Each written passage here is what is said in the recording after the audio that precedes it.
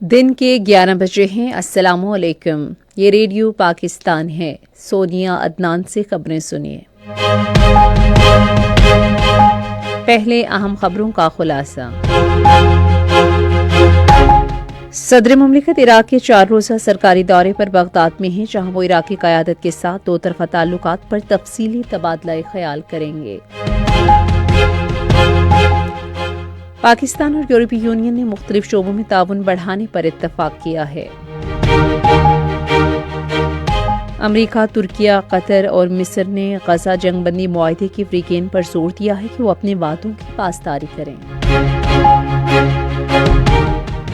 19 سال سے کم عمر کھلاڑیوں کی ایشیا کپ کرکٹ ٹورنامنٹ کا فائنل پاکستان اور بھارت کے درمیان دبئی میں جاری ہے۔ خبریں تفصیل کے ساتھ۔ صدر آصف علی زرداری عراق کے 4 روزہ سرکاری دورے پر بغداد میں ہیں۔ صدر مملکت کی آمد پر عراق کے وزیر ثقافت اور سیاحت پروفیسر ڈاکٹر احمد فقق البدرانی، عراق میں پاکستان کے سفیر محمد ذیشان احمد اور دیگر اعلیٰ حکام نے ان کا پرتپاک استقبال کیا۔ یہ دورہ دونوں ملکوں کے درمیان دیرینہ برادرانہ تعلقات کو اجاگر کرتا ہے، جو مشترکہ مذہب، ثقافت اور باہمی احترام پر مبنی ہیں۔ دورے کے دوران صدر مملکت دو طرفہ تعلقات کا تفصیلی جائزہ لینے اور باہمی دلچسپی کے اہم شعبوں میں تعاون مزید مضبوط بنانے کے طریقے تلاش کرنے کے لیے عراقی قیادت کے ساتھ اعلیٰ سطح کی ملاقاتیں کریں گے۔ صدر آصف علی زرداری نے عراق جاتے ہوئے دوران پرواز ایران کے ساتھ یکجہتی کا اظہار کیا ہے۔ ایوان صدر کے مطابق جب صدر مملکت کا طیارہ اسلام آباد سے بغداد جاتے ہوئے ایران کی فضائی حدود میں داخل ہوا تو انہوں نے ایرانی قیادت کو خیر سگالی کا پیغام بھیجا۔ یہ پیغام ایران کے رہبر اعلیٰ اور صدر کو بھجوایا گیا۔ وزیر دفاع خواجہ آصف نے نام نہاد بھارتی لبرلز کا منافقانہ چہرہ بے نقاب کر دیا ہے۔ انہوں نے social media platform X پر اپنے پیغام میں کہا کہ جب نام نہاد بھارتی لبرلز کو حقائق اور دلائل پر مبنی جواب دیا جاتا ہے تو ان کے پاس شور شرابے کے سوا کچھ نہیں ہوتا۔ پاکستان اور یورپی یونین نے نظم و نسق، تجارت، ترک وطن، ماحولیات، توانائی اور سائنس اور ٹیکنالوجی سمیت مختلف شعبوں میں تعاون بڑھانے پر اتفاق کیا ہے۔ یہ اتفاقی رائے برسلز میں 15ویں یورپی یونین پاکستان مشترکہ کمیشن کے اجلاسوں کے دوران ہوا۔ دونوں فریقوں نے اگلی جی ایس پی رپورٹ اور نئے قواعد کے تحت جی ایس پی پلس اسکیم کے لیے دوبارہ درخواست سمیت جی ایس پی مانیٹرنگ مشن پر تبادلہ خیال کیا۔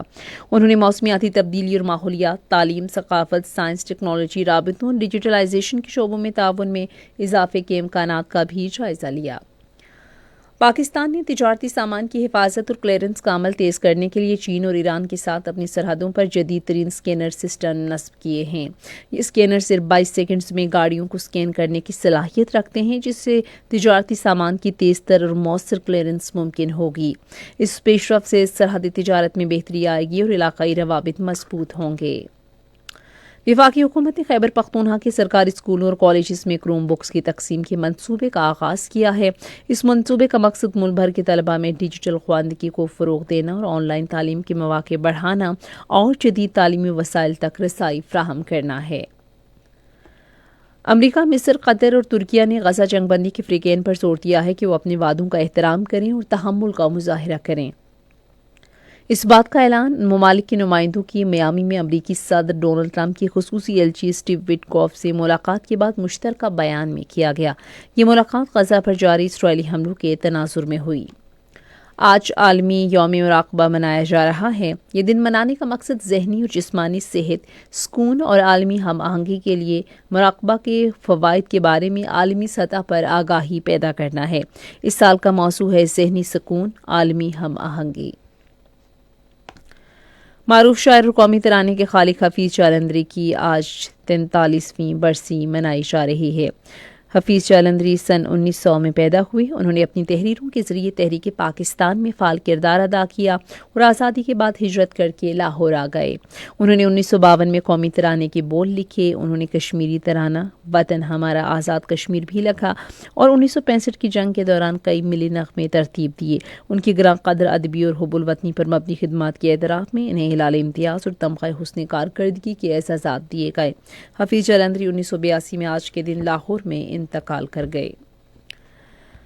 19 سال سے کم عمر کھلاڑیوں کی ایشیا کپ کرکٹ ٹورنامنٹ کے فائنل میں پاکستان نے بھارت کے خلاف اب سے کچھ دیر پہلے تک 11 اوورز میں 90 رنز بنائے تھے اور اس کا ایک کھلاڑی آؤٹ ہوا تھا۔ اس سے پہلے بھارت نے ٹاس جیت کر پاکستان کو بیٹنگ کی دعوت دی۔